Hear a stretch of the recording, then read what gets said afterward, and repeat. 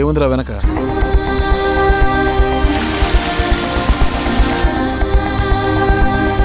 సరే నా మాట ఓపెన్ చెయ్యి బే.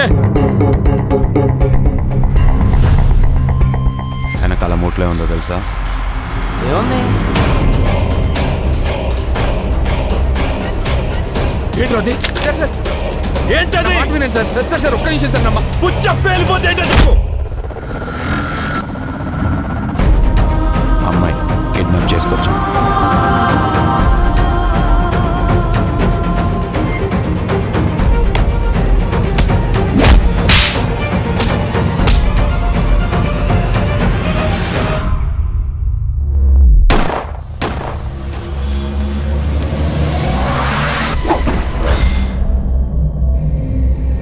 ఆ పక్కన 3 మూటలు ఏముందో తెలుసా? ఏముంది?